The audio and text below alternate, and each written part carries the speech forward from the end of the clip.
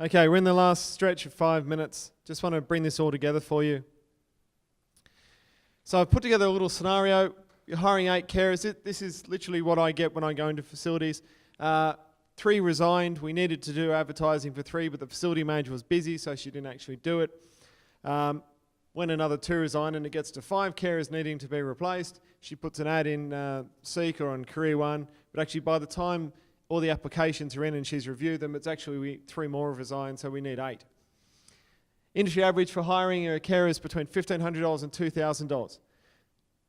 The HR department is understaffed, and if you make a mistake with someone you hire and they leave in the first couple of days or weeks, either through you terminating them or those self-leaving, you've got to go through this process again.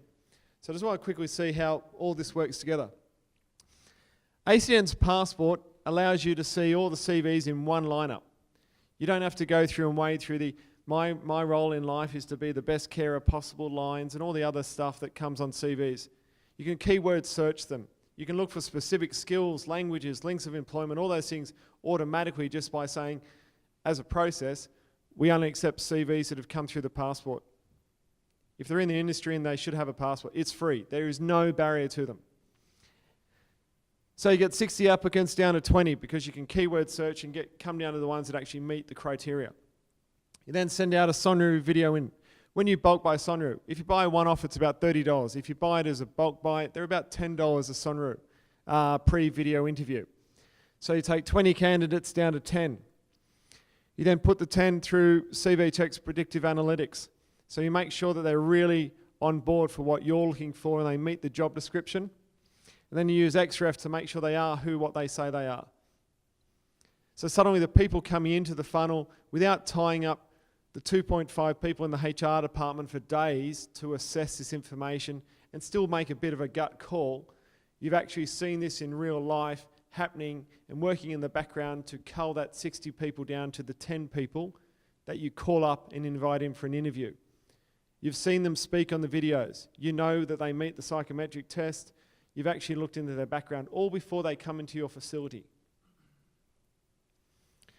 When you're onboarding, you can onboard the ACN's Passport straight into your HR system, be it our Care HR, HRIS, or many of the commercial ones out there. And if we don't currently link into it, it will soon. They're all on open APIs. Care HR API system will allow us to connect your HR to talk to your payroll, to talk to your rostering, and all those other applications if they don't currently share data. So you're speeding up the onboarding process because when you set them up once, it actually sets them up across all the platforms that need it. And you can import via the Quintiles Learning and Development Wallet their entire L&D record from other places. So you might notice that they've just started work down the road in another site because they've recently graduated, so they've done all of their initial training that you wanted them to do, bar maybe fire and emergency that is your site specific, so you don't have to repeat it. So the speed of time from recruitment to actually effectively out on the floor speeds up. So it saves you time, saves you cost. From a management point of view, 80% of personnel records can now be updated and maintained automatically. The time saving from an admin or a facility manager's point of view, let alone to the HR departments, is huge. It also removes the risk of stale data, which I see time and time again. Compliance requirements are updated automatically, such as CV Check's police check. Whenever they update a police check anywhere in the industry, you get an updated copy. So we're talking earlier about the risk of waiting for every 3 years. But the fact that people, they might stay for you for 6 years, 10 years, but they've left and joined a few other sites, so you've gotten an updated copy every time they've made that move. But you're getting business intelligence. This is one of the key things I see that's missing, so you stop making the gut call. You can actually bring all this data from different applications and make sense of it. Rostering, time target, centralized rostering means you can build a casual bank. How hard is building a casual bank across multiple facilities so they can support each other? It allows for shift bidding so that when people come in and say, I can't work or I want to swap shifts or can I pick that up, the process internally about swapping shifts is really clear and really easy. It does not have to involve and take up the time of the facility manager.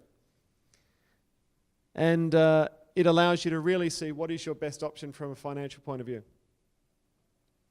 Education, know in real time what education your staff have developed, have completed elsewhere. Stop doubling up on non-site specific education. Again, when we surveyed staff, this was one of their gripes. I've got to sit through the same thing 3 times every year, especially if it's the tick and flick kind of education which bores them. It's a gripe point. It's a staff dissatisfaction point. If you can remove it and it saves you time and money at the same time, why wouldn't you?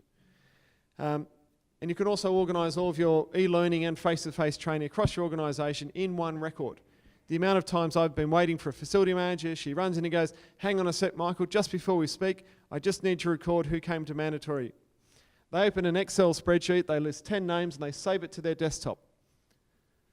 Who has access to that information? Is it searchable? Can anyone else outside of that site see it? It's not attached to their HR record. It's not accessible by an overarching HR department. But that is what I see time and time again.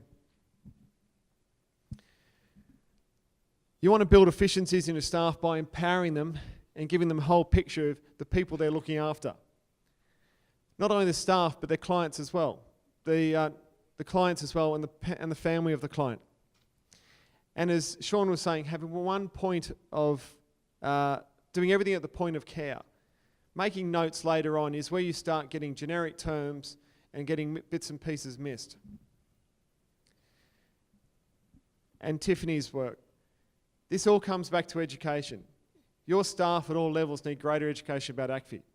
And ACFI, as I said it before Tiffany spoke, as much as this is a caring industry, we are tied to the amount of money or dollars or revenue that you have to play with in regards to hiring better staff, hiring or using better technology. You've got to put a business case for it. How can the company afford it?